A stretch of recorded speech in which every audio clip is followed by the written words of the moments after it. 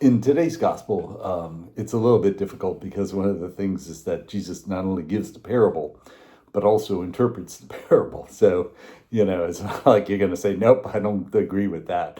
But I just wanted to give a little bit of some kind of insight, that I've had over past 22 years, just to kind of talk about that. One of the things that you see is that parables are those kind of stories that Jesus certainly could have used words to describe.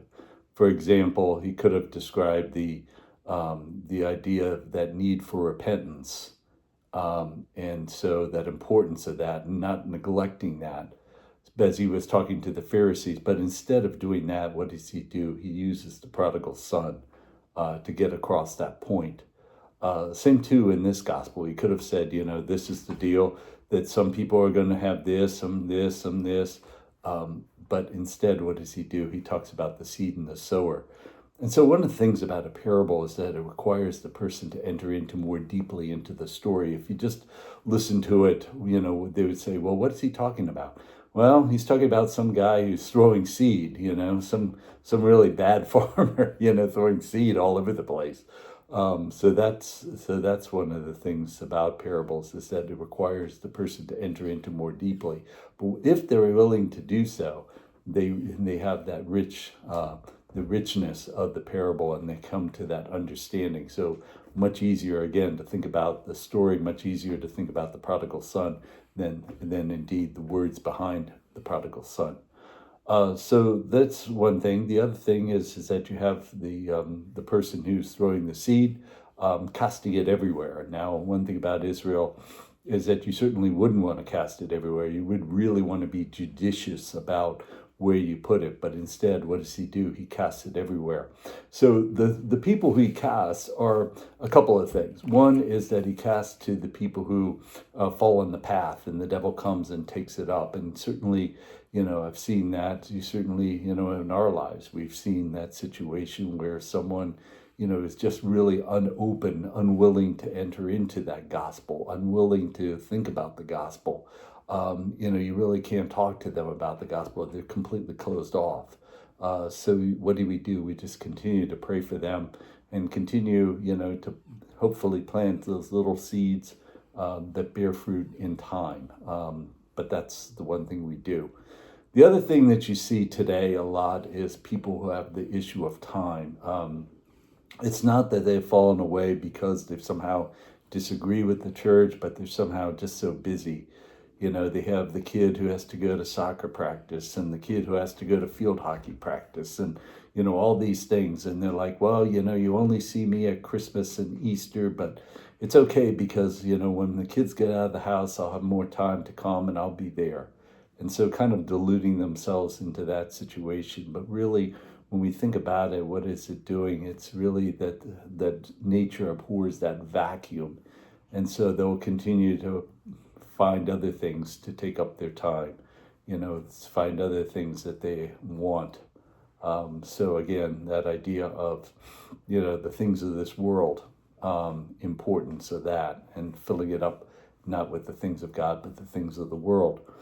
The other one is that sometimes I've had, like I said, one time I had a person who said, that they went to church, in a particular church that I went to this a while back, and seeing him at a party, said, well, that was my phase that I was kind of going through.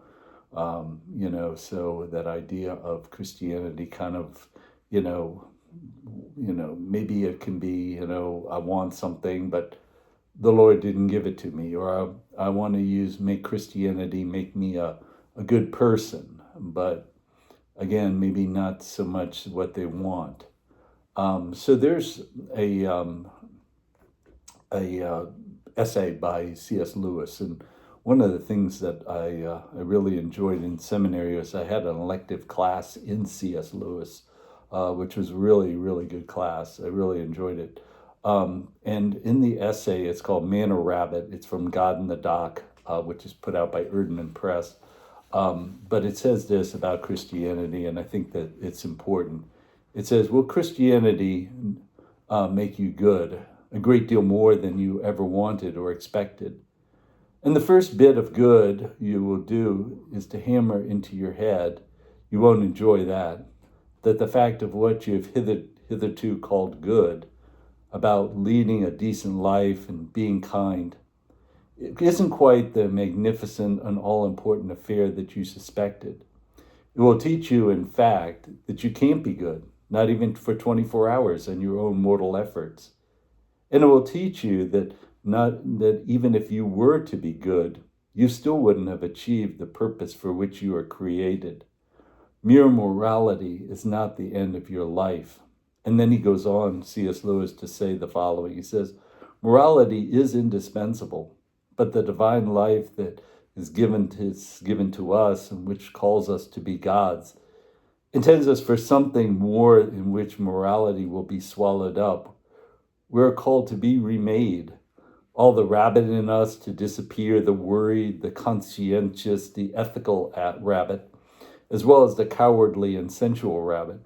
We shall bleed and squeal with handfuls of fur coming out, and surprisingly, underneath we shall see a thing that we never yet imagined, a real man, an ageless God, a son of God, radiant, strong, wise, beautiful, and drenched in joy. And so one of the things about that is that that's really what Christianity calls us to be. And then it talks about that 30, 60, or 100-fold, and really being there for others, thinking about the people that God has put us in our life. And as we show that love of God to others, that love is really infectious. It really makes us, has an effect not only in our life, but the lives of others. And so in that lives of others, they then show that love of God to others. So they bear that fruit, that 30, 60, or 100-fold, by showing that love of God to others. In Romans chapter 14, it says, no one lives for oneself and no one dies for oneself. If we live for the Lord. If we die, we die with the Lord, for we are the Lord's. And I think that's that situation, is that thinking not about ourselves, our needs, our wants, our desires, our fears, our complexes, all these kind of things, but really living for the Lord really makes us that person who is able to bear that fruit in rich soil. Thanks. God bless.